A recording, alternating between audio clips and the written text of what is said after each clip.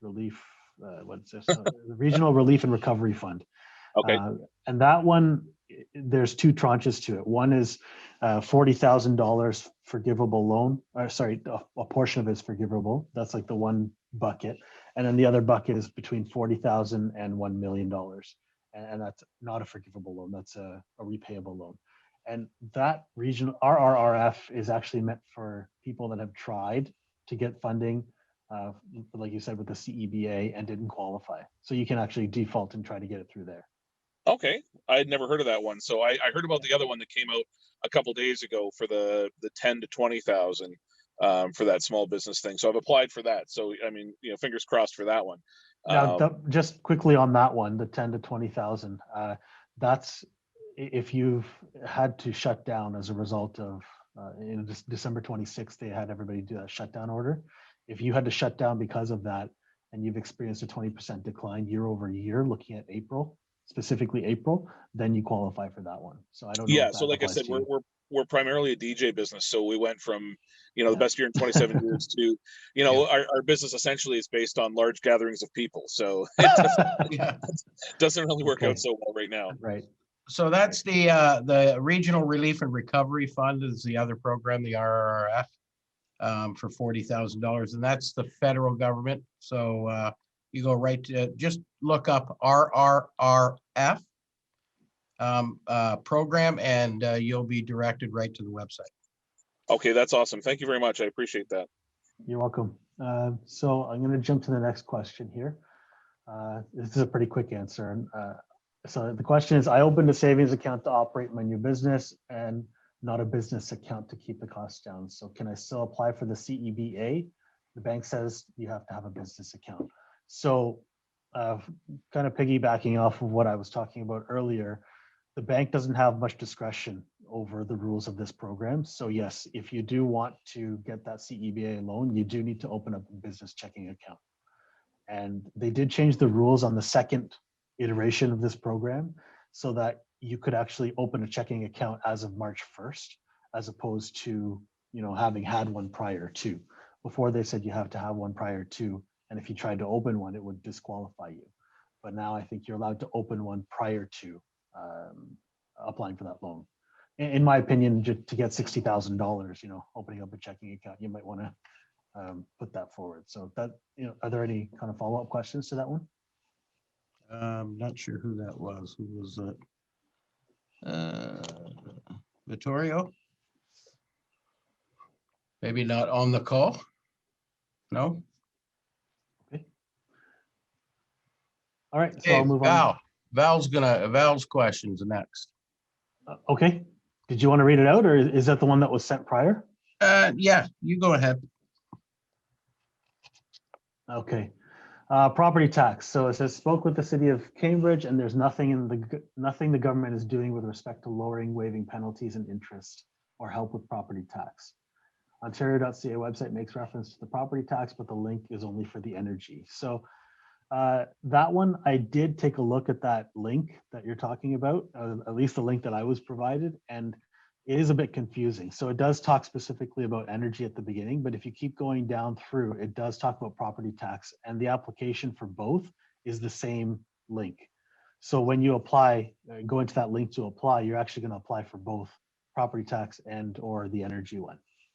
And you have to submit receipts and documents through that portal or through that application process. So Val, it'll actually take you to, when you go down and apply, it'll actually take you to the next level, which then you start ticking off boxes of what you're applying for. So you could apply for the small business grant, as well as energy, and as well as property tax. And then it goes through a process to see if you qualify for them. And then at the end, it says you may qualify, and then you can continue on with your application. Okay, I really did my best to try to, all of this is so far above me, to be very honest with you. I really did my best to try to go deeper and deeper, and I did ultimately call the city of Cambridge, and they had indicated they weren't aware of anything at this time that the government is offering. So that's what prompted me to come here. So if I your appreciate business has been substantially shut down since, We're a since- restaurant, yeah. yeah, so Yeah, since, absolutely. since November 23rd, when we went into red zone, so as soon as we went into red, you then qualified for the energy and property tax rebate as well. Okay, all right, I'll look at it again. And also the Ontario small business grant, like that Yes. loan, that $10,000 to $20,000 loan, you're also qualifying for that one. Yeah, I'm gonna do that also. Is there? Well, that can be done all in the same form. So you can go in, you can pick the 3 or 4 program, whatever you're going to apply for, and then you can go through the application process at that point. That's in the ontario.ca, correct? Ontario.ca/COVID support. COVID support.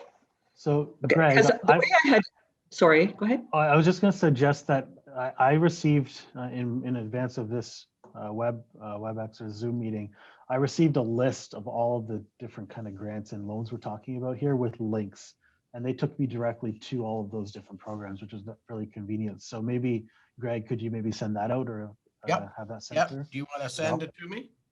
Yeah, I'll forward what I got, and then it was very convenient. It's a link to each of the programs. Yep. Right. I'll send this Okay. to you after I'm done. Yep. All right, I appreciate that. Thank you. You're welcome. Can I just add something for Val? Sure. Please. I believe you would also qualify for the federal rent subsidy program. We Tax? we are taking advantage of that. One of the questions that I kind of wasn't sure, the way I've been going into the sites originally was that I have a Revenue Canada sign in, right? And then as soon as I log into the business account, it pops up wage subsidy, rent subsidy, and that will, and then it has all of my information, right? Now, with respect to that, the property tax and the energy and all this stuff, I have to go in a different way. Is that correct? Yeah, you're going through the provincial funding programs as opposed to the federal. Okay. All right. Thank Yeah, you. it's a little different, but it's Doug Ford's going to give you your property tax and Justin Trudeau is going to give you your rent. Okay. All right. Thank you. Just to clarify, Justin Trudeau is also paying the property tax. It's not just rent, even though it is labeled as a rent subsidy. Yeah, it's funneled through the, oh, I see what you mean. Yeah, On the rent subsidy, you can put in your property tax as well. that's correct. And your, all of your overhead, I think your insurance as well. No, that would be if you were actually paying rent. So the rent subsidy federally is actually a bit confusing. It's based on your ownership of the property your business operates out of. So if you own it, you're allowed to get a subsidy for the property tax. If you rent it, then you get a subsidy for the rent that would also include the additional rent, like property tax, utilities, or whatever that you would pay your landlord. Yeah, I have a question. Like, I don't really, with respect to the rent subsidy and things like that, I don't know if I'm stepping out of turn or not, but we have a restaurant and I don't have a mortgage on it and I don't pay rent. But the way it was worked out by the bank, TD particularly, was that we have two what's called loans, a small business loan and a commercial business loan. Therefore, they don't fall under a mortgage or rent. So I have not been able to get any help with respect to that because of how it is set up. So you have tried to claim that rent subsidy for your business? Well, I have not for the, like we have two restaurants, one in Kitchener and then one in Cambridge, right? And the one in Cambridge is we own the building, right? And the way it was set up was that we ended up, the way the bank arranged it is it's two loans. One is a commercial loan and the other one is a small business loan. That's, excuse me, how it's identified. Like that's how we pay for it. So when the government was offering help, it was pertaining to mortgages, or I don't know if it was pertaining to mortgages, but to rent and that. So, but I don't qualify because there is no mortgage, there is no rent, but they're loans. They're classified as those two types of loans. So no, I have not submitted anything for help because the way I understand it, we don't. Do you own the building? Does the restaurant own the building, or is the restaurant a my different question. company? The restaurant, yeah, no, hold on here, I'm sorry. We've incorporated, so the restaurant is in, the restaurant owns a building. The Sorry, restaurant owns a building, then that's going to be really, really difficult to get, because technically you can't collect rent from yourself.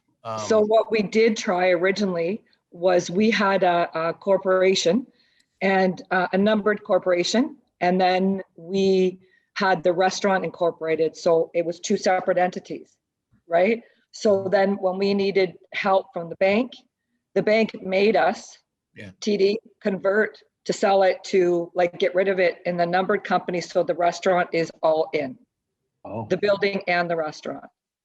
okay. Yeah. That's, I'm gonna agree with Greg on that one. I'd have to really look through the rules to see if there's any exceptions for that. Because generally it's for landlords or tenants. Yeah. And Right. in this case, you don't happen to be either or both, right? So Yeah. it's almost like a, We did set it up properly, but then it was foobarred by the bank because we needed their help and they made us do this. Yeah, that's a little bit unfortunate in circumstances like this. It might be, okay normally, but in circumstances like this, it causes a problem because what a lot of them do is they own the building and in a shell corporation or some holding company, and the restaurant itself rents the building from the shell corp. Yeah, that's how we set it up originally, but they didn't allow that. So we had to pay all over again to do this all over again. So, Yeah, interesting. yeah. Yeah, And that I was think that, easy, by I the think way. yeah, you can get the rent, your Kitchener location, though you actually are a tenant, right?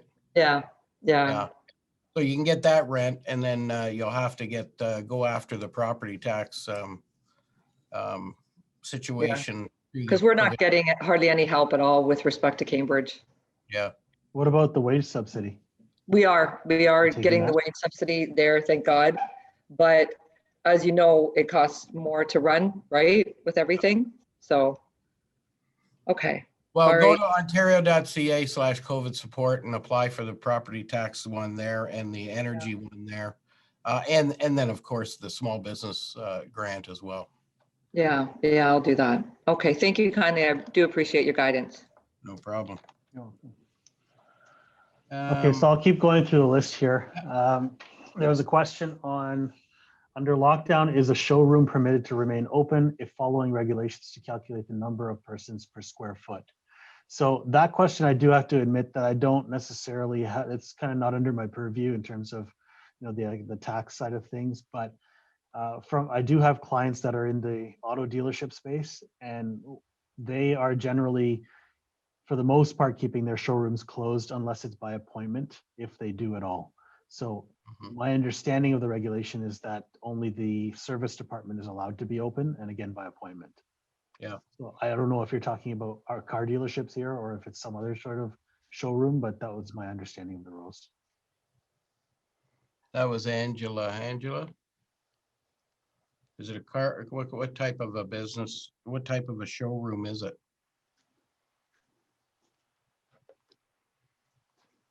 I'm not sure. No, she's I don't think she's on. maybe stepped away. Oh, But my she's on. understanding, it's a garage door showroom. You're an essential service. I think that probably would fall under the same category as a car dealership, probably. And I think they can operate by appointment only. But I'm unclear about the showroom aspects of it.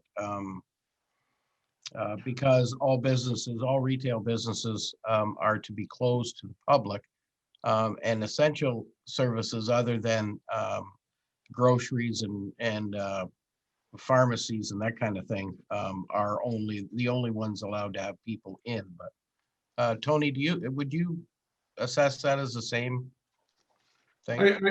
I would, but you know, it's one of those things that, you know, the more you get down the rabbit hole, the more likely you are to get unsure about it. But I would, that would be my take. Yeah. Mhm. You know, I think they, you know, Doug Ford did say, actually in some of the background documentation talked about car dealerships, you can still sell cars. Well, pretty hard to sell a car if you know, if you like, nobody wants to buy a car like necessarily online. People generally want to take it out for a test drive. And then everybody knows, because we've all bought cars, the paperwork, a myriad of paperwork that you have to go through. So I think they're allowed by appointment only. Yeah, so I think, and car dealerships seem to be a little bit different than the garage door showroom situation where, Yeah. you know, the car dealerships are able to have the service appointments and people can come and go for that. How easy is it for them to kind of wander over to the Yeah. showroom and, you know, see that type of stuff? But a garage door showroom, that's why you're there. That's your only reason to be there. So I think, you know, by appointment is obviously something that is required. And if you're maintaining the distance, you know, Mhm. it's all until somebody comes knocking on your door and tries to give you a Yeah. fine. But unfortunately, I can't even, I've had trouble trying to find a list of the essential services this time around. I was able to find it for the first lockdown, but this Yeah. lockdown, I was having difficulty finding that as well. So Yeah, unfortunately, I can't give you a well, direct actually, it answer. doesn't define what the essential services are, or essential jobs are. It's now mandated that anyone that can work from home must now do so. And, you know, they basically lock down retail if you don't sell food. But everything else is supposed to close if it possibly can. In your Under the case, garage door showroom, you can't do a curbside pickup for a garage door showroom. curbside pickup, and you can't sell a garage door necessarily online. I suppose you could, but probably just as easy to buy a car online. But so, you know, I think the government is sending the message to businesses to absolutely shut down. We want you to do business online, do business in other fashions, but use your best judgment on this. And the only person that's going to tell you whether you should have closed or not closed is going to be a bylaw inspector that's going to come around and lay a fine or whatever. That's the problem. So the definitions aren't there. And believe me, if we can't find the definitions, bylaw enforcement's got the same problem. Okay, so let's move on. I do notice quickly, I'm going to come back to the chat later, but I do notice somebody has to run and gave some advice about the tourism industry and Yeah. some of the funding available for that. So that's very useful. Thank Yeah, you. there's a link Vanessa put in the chat for those of you who are in the, actually, you know, even small businesses, restaurants, that kind of thing, you know, go in there. There is a program through explore waterloo.ca that we kind of helped along. Tony Lamont is from Waterloo Economic Development Corporation, and he spearheads our Best Waterloo, which is the business economic support team, Waterloo region. And this was kind of a project that we had, and we combined our efforts through Explore Waterloo and applied for a grant. And I think there's some money in there that individual businesses can apply for. But the criteria is on that website. Okay, so I'm going to just take a pause and come back. I'm going to come up to these questions right now that have come up on the side, just so we can address some of them. Yeah. So what programs are available for small businesses, less than 20 employees, that will open for business in the midst of COVID, say July 2020? Would that be RRF as well? So one comment I'm going to make about a lot of the funding, and I'll send that list to Greg as well with all the list of the various funding.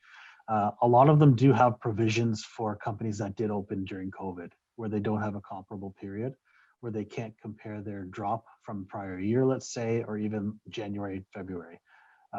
So there are provisions in a lot of those grants to be able to claim those. Now, for example, what type of business are you running? Can somebody just Circes, is that how you say Yeah, your name? sure. Yeah, we're Dogtopia, so we're daycare service for dogs, daycare and boarding for dogs right now, and we are considered an essential service, so that's good. But we don't have anything to compare with from previous years of revenue or anything like that. Obviously, it's right now it's tough, but we are open and we're doing okay. Right. Okay. So some of those loans, like the CEBA loan, I believe there's a provision in there if you're a new business to be able to claim that. Yeah, so the CEBA, that's the 40,000 and 20,000, right? Right. Correct. Yeah, we did get that. That's basically the only thing that I could see that we, let's say, qualified for, and we Okay. did get that. So I'm happy about it. But I mean, It's not enough. yeah, I mean, we spent about 800,000 just in leasehold improvements, right? And I Wow. couldn't Okay. not open the place in July. So Yeah.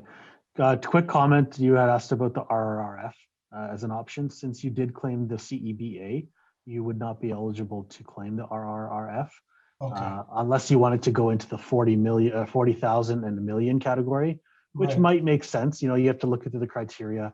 And it's pretty vague, but the application process is pretty intense as well. You have to I submit can imagine. proposal, Yeah. and there's a due diligence process, and there's a whole bunch of things that have to happen. If you qualify for that second tranche of the RRF, they actually back the CEBA loan off of what you're trying to get from them on the RRF. So that might be an option for you as well. Okay. Yeah, I don't know if I can justify the million plus, but Right, but it's 40,000 to a million, which is quite a range, as you can see. oh yeah, yeah. Okay, thanks. The other thing that will be available at the end of the month, the provincial government tells us that any businesses that were in business from April 2020 on that started will be available for the small business grant, but it'll be about, they said the end of January, but give them a week or so after that, I'm sure. Oh, that's interesting. The other thing was the rental subsidy. I mean, so we were constructing, they put us in lockdown, but my landlord didn't want to change it, obviously, on the rental. So I started paying rent 2 months before I was supposed to sort of open, right? Because I had a period for construction and stuff like that, but that was chewed up by the lockdown. So I don't know if I can do anything there. It's just a bummer. It's like one thing after the other. I feel for Val and for the rest of the group as well, but really couldn't do anything there. For the rent subsidy, if you're paying rent, you're eligible to claim those rent subsidies based on the drop. Now, I think you had said that you were not in operation last year. No, we started in July. July. Okay, so not even January, February in that case. No. But like I said, we had to stop construction. And, to restart construction, I mean, to start it and end it on time is a painful experience. To stop it and restart it, that's even worse than that, right? It's like they're not waiting to start when you tell them to start. So, right. Yeah, there's a lot of months there. The biggest part of the problems of most of the programs were catering to the businesses that were in operation pre-pandemic, and that causes a lot of problem. And I can tell you, Ian and Tony and I have been on all kinds of calls, with similar comments to government officials, and they're a little bit slow to react to some of these gaps that we're finding. And but we're pushing all the time to try. I've got tons of businesses that started during COVID that are saying, I was able to operate a little bit, but now I can't operate at all, or it's greatly diminished. So they're being impacted by COVID, even though they started their business during COVID. So. Okay, Yeah, thank you. and do you have any employees? Yeah. Most of us are part-time. We're 14 right now, 14 part-time. Okay. and one would be considered salaried full-time. Okay. Yeah. So I think that your two best bets right now would be that the grant or the 10,000, 20,000 that Greg was talking about, the small business grant, and then the the RRRF, the second tranche of that. That might be your best bet because you weren't operating previous to that. You could also double check once I send that list out. You could double check on each of those to see if there's some provision if you were not in operation previous year, because a lot of them do have that because the government does understand, just because you started during this mess doesn't mean that you're not struggling. You're just probably struggling more. Yeah. Actually, we don't know what normal is. This is normal. Well, just imagine how good you'll be when we come out of this. Yeah, that's what I keep telling myself, but I think it's building resiliency, right? Yes, You it have is. to last that much. Yeah. So, Yeah, that's tough times. Tough thank times. you. You're welcome. So the next question here from Sergio was a follow-up on the first question. Did you want to ask that now, Sergio? Sure. So you subsequently did indicate that the RRF is a little bit more of an intense application. I'm with the Kitchener Portuguese Club and the administrator there, and we actually applied for the Ceba. We would actually qualify not under the easier method, which would be based on payroll, because we're 100% volunteer based, have been for 51 years and continue to be. So my question was with regards to the deferrable expenses. I applied based on some assumptions that I had made on expenses that I will bring out to you in a second. But that application for deferred expenses through Ceba does request a specific line item from the corporate tax return that I believe is specifically taxable income, which for us would be 0. Okay. And they denied us for that reason. Oh. So I don't know if we should really be putting taxable income as our actual net income because we still prepare statements and stuff. It just is not really taxable because Right. we're not Yeah, profit, right? you'll have grants and that type of thing and you don't pay tax on it. Because you're Yeah, not so before we want to complete the RRF process, which again, like you said, is very intense. Yeah. Is that is the way it should be reported? If I were you, I would try that. I would try and put your actual your income. So I even didn't though it's want not to. taxable. I'll try it, and my conscience obviously stopped me because the denial letter we received, which came through from TD, did say that CRA was the one that denied it. Now I don't know if they denied it because they did verify that the income was 0 or what that was, but I will try that and see what happens. Before you try that, I would suggest going to the CEBA the website from the link that we're going to provide, and just double check that you meet all the criteria, that you're not an excluded entity of any kind like that. I don't think you would be, but just double check that you don't get excluded by any of that before you try again. Sure, I'll await your link. I will say I'm an accountant as well during the day and in the last few months, even overnight.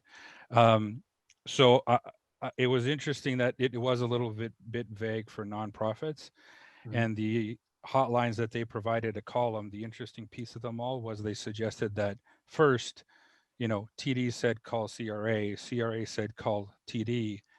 Both of them all said speak to an accountant. And I was like, okay, I did all three. I am an accountant. So specifically with regards to the questions, there is a section in there that allows for licensing. And so in ours, we would have a liquor license, and we also have municipal license for our public hall and our public kitchen. Would expenses related to incurred in order to meet those inspections be considered a license? So for example, fire extinguisher inspections, exhaust hood inspections, fire code inspections, fire alarm, all that pre-work that needs to be done to ensure that it's up to par and that the inspector or agency issuing the license needs to see. Are those costs part of the deferred? I think that the definition of they do provide a list of certain examples, but they don't provide a clear definition of what Yeah. non-deferrable is. So if I were you, I would take the position that if you have to spend it in order to continue business, it's non-deferrable. Okay. Mm. And then let Sup- them say, no, that's the approach I would take. Obviously, as an accountant, I'm taking it cautiously, right? Because Yes. as much as I said earlier, there's the rent relief federal program that you're allowed to recover property taxes from. I still don't understand how the federal government knows how much they're paying versus how much Ontario is reimbursing. I don't even know if people potentially could be reimbursed more than what they pay. I haven't gone down that road, but I just question that. The other deferrable or non-deferrable expense item would be, clearly we had a lot of rentals booked for our halls or even catering services for events that fortunately many are still have some hope and have rescheduled for later dates, sometimes rescheduling it to 2 or 3 times, so allowing us to keep their deposits for those eventual events. However, some of them just don't make sense, like example baby showers or things that just can't be delayed, so we refunded them. Even though we have a no refund policy, it clearly would be unfair not to. So we issued those refunds. Is it fair to say that those would be considered non-deferrable? I don't know. I don't see those as expenses because it would have been revenue to you, and then you're going to turn around and pay it back. So it's actually a refund of revenue if you look at it that way. It technically is. My thing is, like, we're trying, we would have had that revenue had this not been the case, right? So because of this, it did create, I guess, if you want to be picky, and I'm not out of respect for you, it's maybe more of an outlay, I guess, than an expense. But so that's what I wanted to clarify there. Had you brought it into revenue already?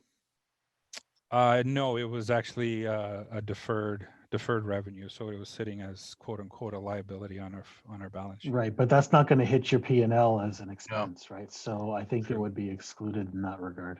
Yeah. Fair enough. The last question relates to that Ontario support grant, the range between 10 and 20,000. I know the details have been somewhat sort of vague, and applications I think only started late last week. What is the qualification to either qualify for 10,000 or to get the 20,000? I haven't seen what determines that. So I actually haven't seen what gets you 10 versus 20, but I do know the qualification to apply for the grant. Yeah. And what is the criteria is that you have to have been required to shut down or significantly restrict your activities because of that December 26th shutdown that was ordered by the province. And you have to have experienced a 20% decline from the prior year, April 2019. April 2019 to April 2020. And the reason they do that is because April we had our first shutdown. So presumably if you had to shut down then, you have to shut down now. And that April to April provides that decline in revenue that they expect you to experience this time around. Yeah. So that's the criteria to apply for that. Yeah. I can't remember if it's a loan or a grant. I'd have to double check. It's worded as a grant. I it's a haven't seen the grant. details Grant, if it is yeah, a it's a loan or grant. not. Ian, do you know where the number is that takes you from the $10,000 qualification to the 20? It's based on employees, I think. Yeah, I think it was a little confusing. I think I would encourage go back to that link because it does specify in there. It wasn't originally, but I think the 20,000 was employee base, not revenue and employee base. Yeah. Most will get 10,000. I think you have to be on the upper edge to get the 20,000. But as it was described when it was first announced, Greg, they're really trying to make this 4 or 5 questions, and I've had a number of like dry cleaner, a sub shop in the neighborhood said that it's 4 or 5 questions, and it is pretty simple to get in. So, but most will get 10,000. I think that's the it is based on revenue and employees. Yeah, they ask 4 or 5 questions, and then going through the process, you ask yourself about 100 questions. So. Yes. Yeah, I think you have to have fewer than 100 employees as well to apply Yeah, for that yeah. grant. Yeah. So Yep. And you also need a CRA business number. Just one thing on that, and this has come up particularly with restaurants where there's multiple locations, right? I don't know, did you cover that off? I was off. No, I haven't yet. Yeah, so I mean, if you aggregate, a larger organization that may have 5 or 6 stores, they would be over the threshold. But I think they have addressed that, particularly for those businesses that operate separately as separate units, but roll up into one. So it should be available to each of the locations as long as you're operating separately. So I think that's been addressed, Greg, because that was on a couple of our restaurant chains that have 4 or 5. But if they're operated separately, but the business, the ownership is joint, is there an ability to be able to separate them out? From what I understand, it's based on the affiliated entities. So there is a question in the application when you do this grant. They ask you if you're part of an affiliated entities and how many locations you have and that kind of thing. We should get some clarification on that, because I know I asked Mike Harris about that, specific for a company that had 15 separate businesses that do roll up into one ownership group, and each of them, because that would have taken them right out entirely, because they would have had, I don't know, 500 or 600 employees, between most part-time. Yeah. So I think they've addressed that. Yeah, that would be fine if they're all, if they're independently submitting, filing tax documents. But if they're not, if they're filing one tax document for, say, 2 or 3 of their operations, then it's the total number of employees for the whole operation. That's where the problem is. So you've got some companies, Val, I don't know whether your 2 restaurants, are they one business? No, we filed 2 separate tax things for them. So it would be your employees would be separated. You'd have, so many, Yes. this one, so many employees. Well, there are Yes, some who they migrated and just got bigger, and they kept the organization the same. And, they have no ability to be able to separate them out. So they're, one in the region has 3 operations, 105 employees on April 2019. They miss out on everything. So wow. So So- sorry, so affiliated, you could still have a separate tax return. However, you would share the small business deduction. So you'd have to add your companies together, or no, for the grant? no, because you'd get individual. If you file a separate tax form, then for each company, then you would be able to qualify for 10 or 20,000 on each one of them. So as long as they're their own corporation, we could get one for each? Yep. Okay. Yeah, the CEBA loan is similar to that as well. Yeah. Each company can do an application. Val, you had a question. Sorry, I had a question. So if you're applying, I'm planning on trying to apply for the grant portion of it tomorrow morning, provided that, because the website's been crashing. So I'm a little bit unclear as to, is it comparing 1 month, April 2019 to April 2020? Or is it taking all of every single, like all the months leading up until April? It's No. the 1 month. It's 1 month. Just for the 1 month? Yeah. Okay, thank you. They want to get an idea of what the shutdown impact was to you. Yeah. So Yeah. in that And particular what you're month. trying to measure is, well, you're trying to validate that you're down by 20%. We're down way more than 20%. Yeah, that's why I said, don't worry about that. But that's what they're trying to gauge, because the rule says you've got to be down by 20% to qualify for the grant. Right, right. Okay, I'm going to jump back into the questions here for a second. So one is, so if you receive the $40,000 loan plus the 20,000, so the 60 in the Ceba, are you not eligible for RRF? So the answer is you are eligible if you've claimed the Ceba, but you're not eligible for the first portion of it. Right. So the RRF comes in 2 portions. One is up to 40,000 and it has a forgivable portion. And it's very similar to the Ceba in that way. The second portion is 40,000 to 1.5 million. That's not forgivable. It's actually a repayable loan. So that one you are eligible for that chunk of it. And you'll probably get 20,000 backed off because you got 60,000 in the CEBA. So just get further and further in debt. Yeah. Yay. Yeah. Thank you. Yeah, Um, not really appetizing at this point, but So this next question is Explore Waterloo, promoting the tourism adaptation and recovery program on social media.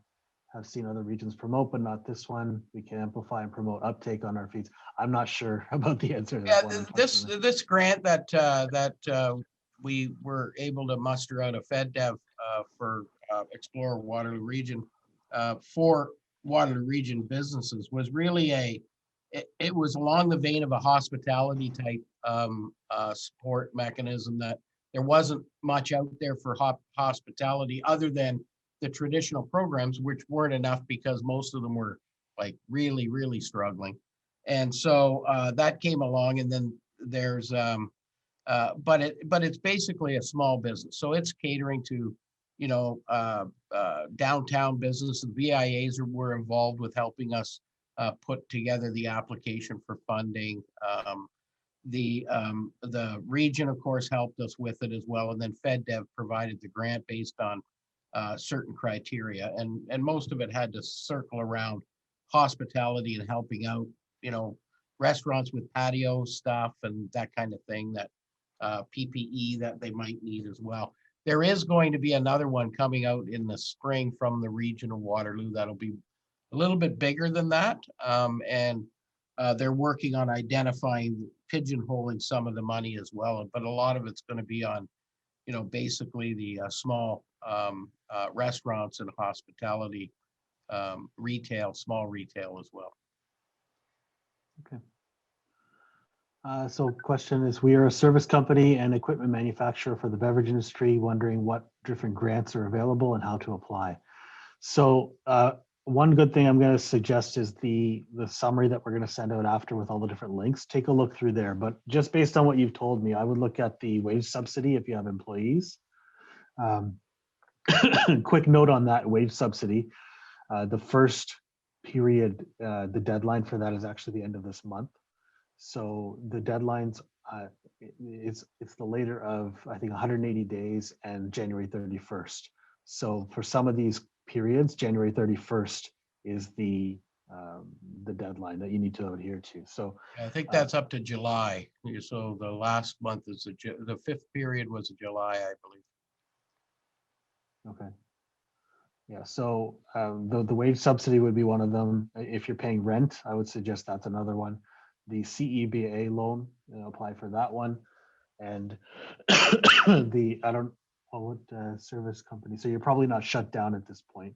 So you might not be able to qualify for the small business grant, but if you're required to restrict your activities, that might be an opportunity as well. So those are some of the ones that you might qualify for right off the top of my head, but I would suggest looking at that list. And what we'll do is I'll send out that list from. I'll forward it to you, and then you can send it out. Yeah. Startup in the tech space not qualified for small business program. So if you can be a bit more specific on that question, Marco. Yeah, we're a tech company in Toronto in the AI space, natural language processing for banks and insurances. Very early stage, very few employees, but we've been about 3 years in, and we had some revenue, but we lost the customer at the beginning of the quarantine. I went through since I got recommended to the program, I went through the eligibility list, and it seems like startups in general or tech startups are not eligible, or how is it? When did you start, Marco? End of 2017, about 3 years in. Oh, so you've got some history that you should qualify like any other business. Yeah. From a wage subsidy perspective or Ceba loan, wouldn't you agree, Qayum? Yep. Yeah. I don't. There aren't any specific exclusions for tech space. I don't know what the criteria would be that's excluding you at this point. It might warrant some. Yeah. It might warrant some specific analysis of what's tripping you up, and which programs you've already tried to apply for. Sure. Referring to the 10 to 20K, the new program, where they ask you for what domain, and most of the domains are not really including any tech as I've seen. I haven't seen anyone or anything that would fit our description, I think. It's the list of subsidies that I've seen. It's more of a game of trying to, see if there's anything that specifically takes you out, and if not, apply Sure. for it. It's not, don't look for something that's going to say that it's specifically catered to you, or you would qualify if. Look for things that knock you out of the contending, and if that's not there, then I would take a stab at applying for it. There is virtually nothing that's specific to tech and nothing specifically removing tech. That's true. I know a lot of tech businesses that got a lot of money on the wage subsidy program because they qualified for it. And your history is not, it's after 2020, or it's prior to 2020. So Mhm. you qualify Shouldn't for be a problem. the other aspect. Now, if for some Okay. reason your revenue went up, that might be a challenge. Yeah. There's No, variations. I will just give it a shot then. Thank you so much. Yeah. Yeah, take a look at the list that we're going to send out, and if there's anything there, take another look at it, and then I'm sure Greg will provide my information after this as well. Yeah. Yeah. If you want to follow up directly with me, we can do that too. Sure. Thank you. Thank you so much. Yeah, and Val, about this equipment rental, pay monthly for dishwashing units, I'm not aware of anything specific, unfortunately, that addresses that. I don't think they've gone that granular at this point. It's worth a shot, right? Well, Val, and the point really is, and I like questions like this, because questions like this really drive home the point. It doesn't matter what the program is, apply. Ian and I have said to all of our members, or all of our businesses that have contacted us, look, you got to apply. You just keep applying. I tell the story all the time of the individual who applied 4 times for a Ceba loan, the Ceba program. And in August, he finally called me. He says, what the heck is going on? I don't qualify. Well, there was something he was doing wrong, because I told him, I encouraged him to go and do it again. And the 5th time was his success. He got the he's in. So obviously it was something that he didn't actually, what it was he didn't upload enough of the documentation that he needed. And so they couldn't adjudicate it. So, but you just got to keep applying, because the program should work, all things being equal. This is actually a full-time job, trying to keep track of what might be available and that you do things properly. And like I said, this is so far above my knowledge. And so this is very helpful, and I sincerely appreciate it. Well, you're not alone in the boat, Val. You got lots of good company in there. If it means anything, Val, it's overwhelming for me. And Thank you. I just, yeah, I have a hard time breathing sometimes, of trying to figure out how we're going to do this, how we're going to survive. But especially, but especially Mr. DeRocher is so right. You just, you apply, and you get denied. Doesn't mean you don't stop. Just, look at it again, retry it, because there has to be something there for every organization, especially one like yours that has just been clobbered in already a very tight marginal industry. Yeah. I'm just waiting to get audited. So what I'm trying to do is keep everything on a spreadsheet and literally identify each bill I paid from and where it came from, because I know it's coming. Yeah, what I've been doing as well is just keeping verbal notes of my thought process. Since everybody's kind of got cameras and audio equipment now to do online stuff, take advantage and just take a recording of yourself so you have that understanding, because who knows, it might be 2-3 years before you get audited. Obviously we hope everybody's still around, but if you pass, move along or whatever, you're so swamped. You got so many things on. Well, exactly. I have a hard time remembering what happened yesterday, let alone. Yeah, I forget what time we started already today. So it is definitely overwhelming for sure. And, it's just, you reach out for help. I know people around you are definitely willing to help. So. Yeah. So question that came. Yeah, Graham's question was pretty interesting there too. So yeah, I can make a comment on that one. So it kind of goes along with what we were saying here, but there is some concern over the larger programs like the wage subsidy, even the rent subsidy, applying incorrectly and then getting chased down, quote unquote, later. It's all about intent. If they think you're kind of gaming the system, then they might levy some additional penalties on you. But by and large, if it's just a mistake, you are possibly going to be required to repay the money if it was incorrectly applied for. But I would suggest that's more of a concern with the larger programs. With some of these other smaller ones, they're doing their due diligence ahead of time. It wasn't like the CERB where they were trying to get money out as quickly as possible to everybody they could. And then now I'm seeing letters coming in now from my clients where they're now doing their audit work. And they're saying, well, this person, you didn't have income of $5,000 in 2019, so you might have to repay the CERB. So those ones are coming through. Wage subsidy will be coming as well. I've seen some audit letters for those, but that's it. I haven't seen any other audit letters or any sort of repercussions for the other programs. You want to be careful and make sure you got proper advice and that you're applying for and you're being as sincere as possible, because if you've ever had a dealing with CRA, it doesn't work when you plead insanity. So yeah. So I think anyway, we can probably round. I have a few other. There were Yep. maybe 4 other questions. I'll quickly go through them. So Okay. one was about IRAP. How are they distributing the funds on the second round? It's based on merit and priority. So, and that's at their discretion. So I don't really know how they're coming up with that distribution. So I'm not sure I can answer that question, unfortunately. But a shred. So one person did ask about the shred debt extended deadlines. Yep. So basically, if you have a tax year end that's after September 13, 2018 to December 31st, 2018. So basically the last, October, November, December, 3 months of 2018, that deadline is now extended by 6 months. Now, if you had a year end from January 1st to June 2019, so the first 6 months of 2019, that's extended to December 31st. So it's I believe the earlier of 6 months or December 31st. That's the extension on the shred program. And that was for COVID. Okay, folks, that kind of wraps it up for this one. We're at 3 o'clock now. We do have this every Tuesday and every Thursday. And Val, just for your information, you're welcome back on every single one of them if you have questions. You're going through the process. If you're struggling with stuff, it doesn't matter. You can just come on and keep us up to date so that we can keep other people up to date too as you go through this. Thank you very, very much. I think I'm going to take you guys up on that. Thank you for all your knowledge.